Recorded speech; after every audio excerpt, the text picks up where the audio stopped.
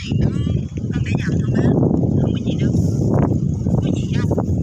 Đừng ngại này là má cấm nha, má không có muốn thấy cái diễn cảnh này lặp lại đó nghe chưa? Ui, con chị cái.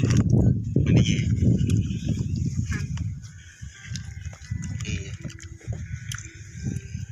Chị hai biết hết chuyện của em rồi, em sợ là chị sẽ nói hết tất cả cho má. Rồi má biết được á, má khinh em, má ghét em, rồi má còn bắt em rời khỏi anh nữa đó anh. Em cứ yên tâm đi, anh đã cứu em khỏi quá khứ khốn nạn một lần rồi. Thì anh sẽ không để cái quá khứ đó làm hại em lần nào nữa. Em cứ để anh lo chứ.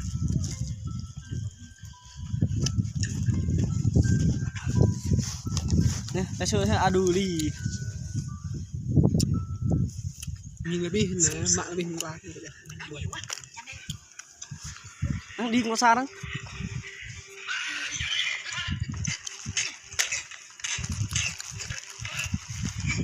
Đó, đang. Chữ rèm. Coi bọc hả? Bột. Nhanh. Một cái. Bên đã bọc hả?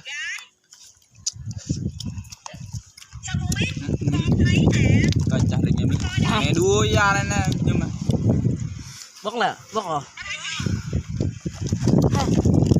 Chẳng có bốc. Thì đó, làm sao bỏ được má, con quen con cũ mà.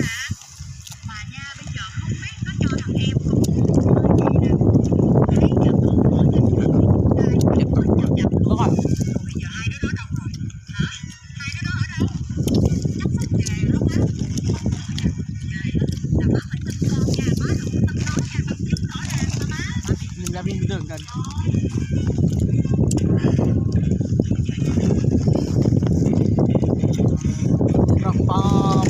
Hui, cái tol deh nung ka. Deh vet fail bam.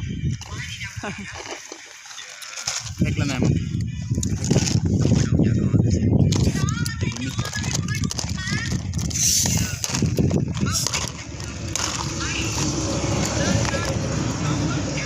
Nhưng cha sữa nó từng là phúc. Siêu man mình hả? Lỡ màn cha sữa có tức lỡ hèm.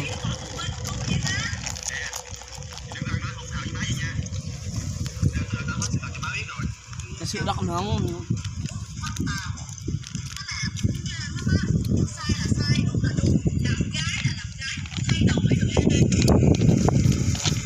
Vợt này vào sang này thì vắt. Ông không va sai hả? Hả? Ba mẹ không bảo là không có vào hả? Chứ là nó múc một nhiều buồn người ta.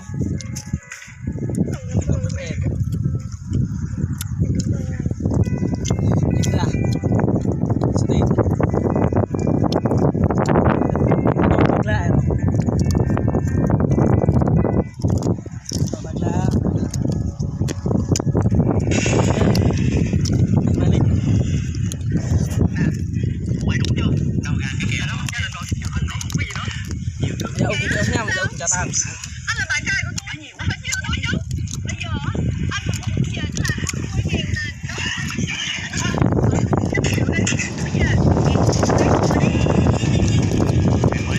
nè. Hôm nay ta sẽ chia tay.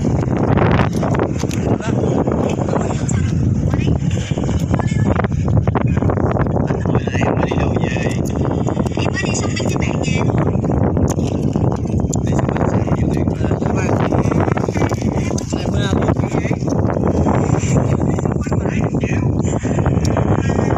Mời cả nhà.